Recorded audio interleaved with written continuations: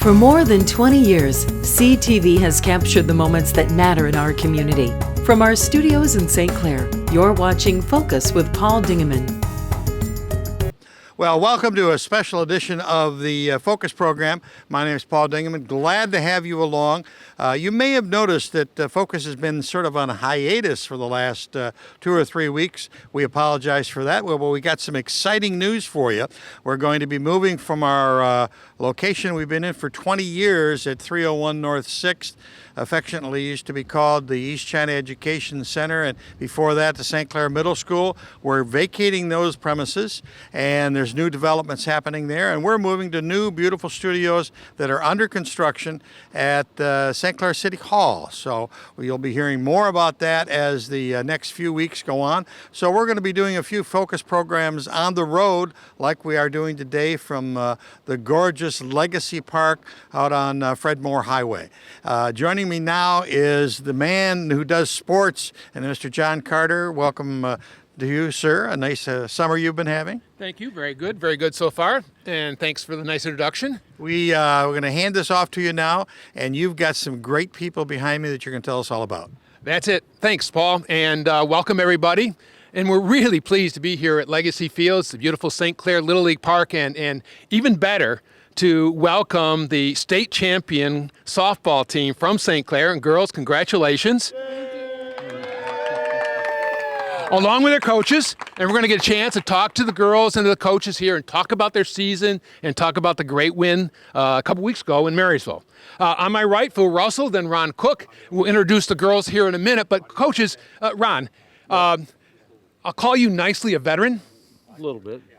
Been around and doing this for a long time. Yes I have. How did it feel to actually take home your first state championship? It felt great. I mean, it really did. I mean, the second places and stuff are very special to me also, but the state championship and these girls been pretty special this year. What was different about this team? When did you sense that they could do something like they did? Yeah, for the last couple of years, we had a pretty good idea where we were at and stuff. When we started off in the spring, it was typical every spring and stuff. We had a lot to work on and stuff, but they worked really hard on everything we've asked them to do. Pitchers worked really hard, catchers worked really hard, fielding, fly balls, ground balls, hitting, base running. I mean, they didn't quit. I mean, that's the cool part. They always wanted more. And one of the things I think is interesting is kind of, your approach, your philosophy about coaching. Can you talk to us a little bit about that? Well, I've had several people ask me, and I had one of the coaches up at the tournament and stuff, who's a local coach, ask me, how are we so successful? I says, well, it starts with one thing. It's class. Number two is we never holler at the kids. We always teach, coach the whole time. And the parents from St. Clair have always been great with me and stuff. Every team I've ever had. If I get one that doesn't want to cooperate, so to speak, then I have a conversation. I'm not one to be shy about that one because it's all about the girls. It's not about mom and dad screaming and hollering. And I don't argue with umpires and stuff. And that's one thing I don't let my parents do either.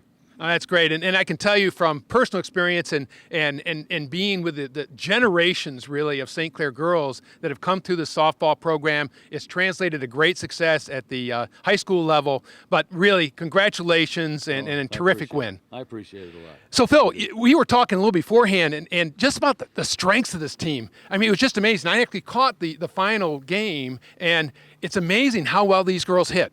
Yeah, it's unbelievable. We have 1 through 13, you start 9, but we could start all 13 if we could, and you could throw them all into a hat and just pick the lineup that way. I mean, the strength was unbelievable. We had, I'm pretty sure in the 10 games at districts and states, we scored every, in the first inning, we scored every time, and then that put us up, and then we would just take off from there.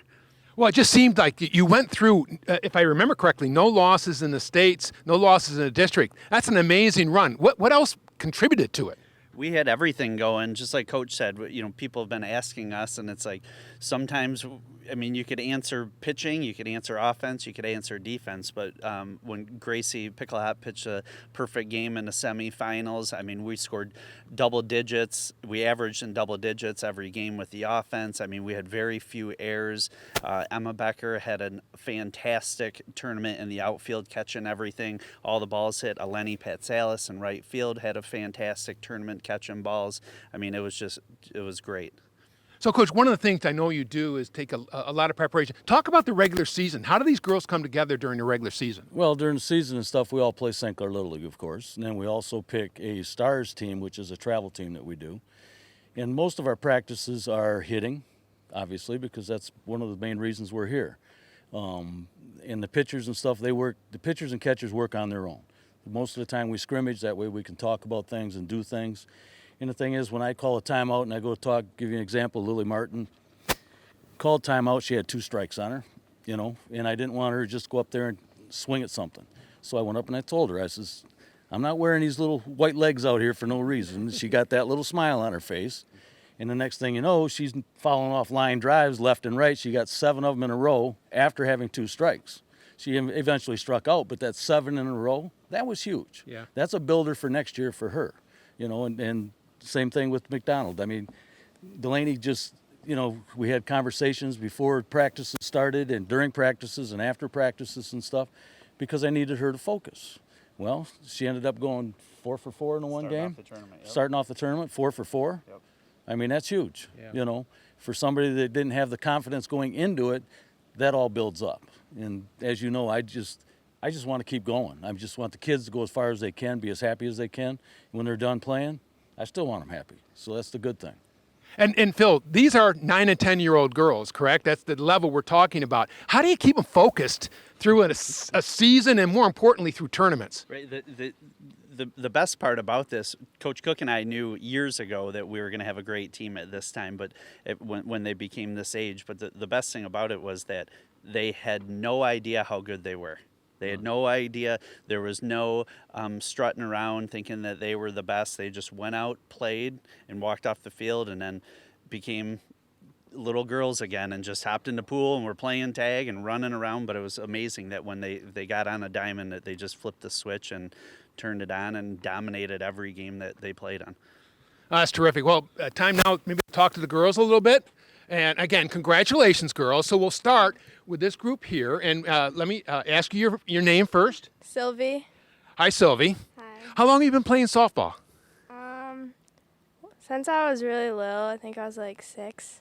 And who started you? I think my dad. I don't know, they put me in Little League. My parents. What position do you play? First base. What do you like about first base? I don't know, I just like getting outs and getting foul balls and stuff. Well, very good. And what's your name? Briley. Hi, Briley. So, Briley, what position do you play? Normally outfield usually. Yeah. And what's your strongest thing that you do on a softball field? What's your best? Probably throwing or catching usually. And what position in the outfield do you play? Left usually. Okay, very good. And who do we have here? Lily. Hi, Lily. What position do you play? Normally center field. Center field? And what do you do in center field? What do you have to make sure you do in center field? You have to be ready every pitch because the balls are going to be flying out there. Don't let it get over your head, right? And what's your name? Delaney. Hi, Delaney. What position do you play, Delaney? I play right or left. And how did you get started in softball? My mom and my dad, they both played when they were younger. And what do they tell you about softball? What do they help coach you on early on? They just say try your hardest and yeah. Very good. Hi, what's your name? Mackenzie. Hi, Mackenzie. And what position do you play, Mackenzie? Second base. And what do you like about second base? I like that. Well, I like a lot of things about it. I don't really know what. How about fielding ground balls? I like ground balls too.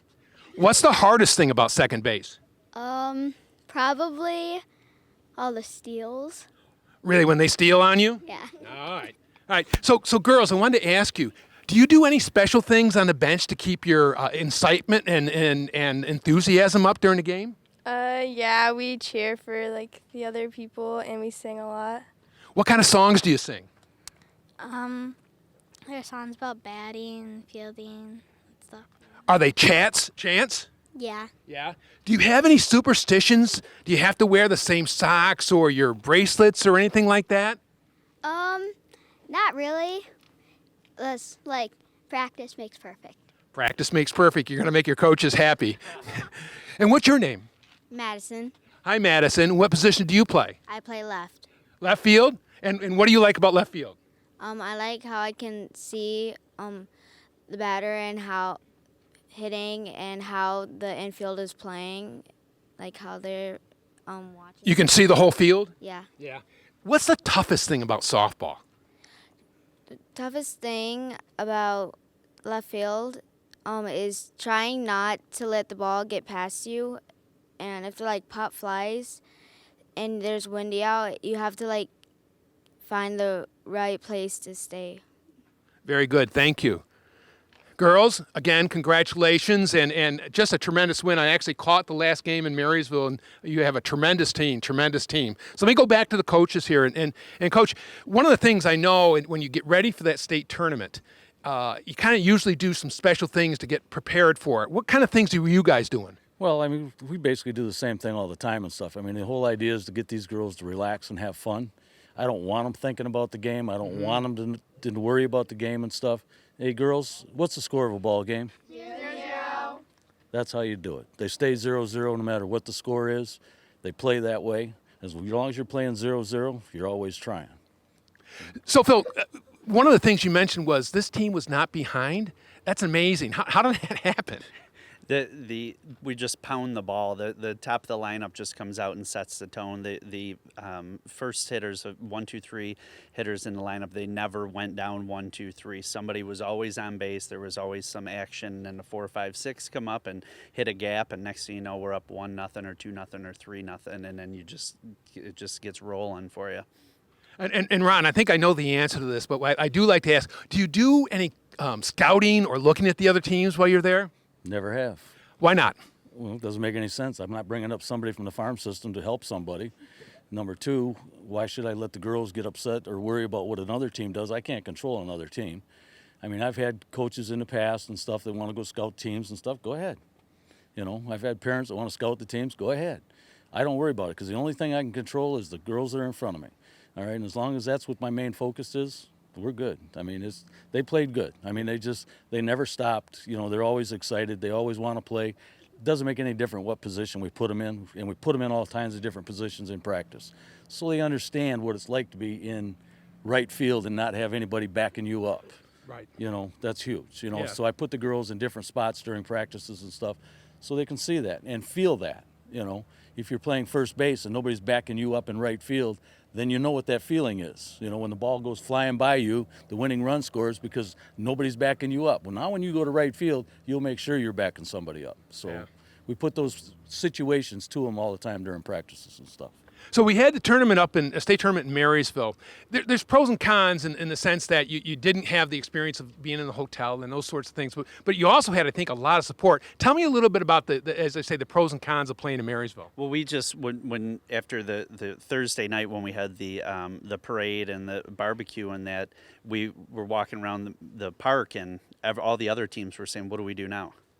And we were hopping in our cars and driving home and cutting the lawn and just to having just a normal night for us, which was nice because I know the team that we played in the finals, Hudsonville, they spent 6 days at Algonac State Park. Yeah. So I mean, they were exhausted coming through, sleeping under the stars every night when we're sleeping in our own bed. So that was a big advantage for us. Yeah, and it's got to help there. Well, coaches, I want to say again, congratulations, tremendous achievement. Add to really the legacy of St. Clair Little League, which has won multiple state championships. This year, many of the teams from other divisions, both boys and girls, were in as high as the state finals and the state semifinals. So again, just a tremendous showing by St. Clair Little League, and one that's been really our history all the way through. And girls, again, congratulations. Thanks for joining us. Wear your shirts with pride, and I hope to see you in a couple years when you win the next level, right? Yeah. Congratulations. Now, do they have a cheer they'd like to give? Oh, I'm sure they do. Yeah. How about a cheer, girls? How about a cheer? Do one of your hitting Do chants. your little circle thing. Yes. Circle. All right, go ahead. Jay and Grace, you be in the middle, and the rest of you guys do it. Don't be all day about it. Pump, pump, pump it up. Pump, pump, pump it up. Pump that SC spirit up. Pump that SC spirit up. Keep it up. Keep it up. Keep that SC spirit up. Keep that SC spirit up. Pump, pump, pump.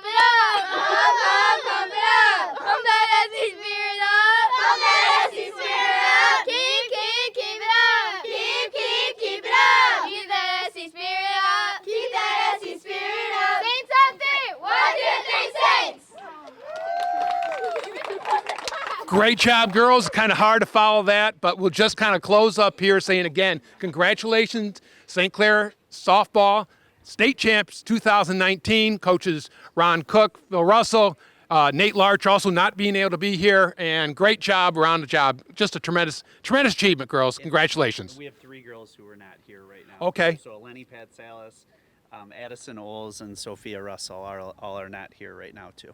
Okay. All right. Thanks, everybody. That'll be it. We'll see you again soon. Bye-bye. Thanks for watching Focus with Paul Dingeman. Focus is produced at the CTV Community Television Studios in St. Clair. For over 20 years, CTV has captured the moments that matter to our community.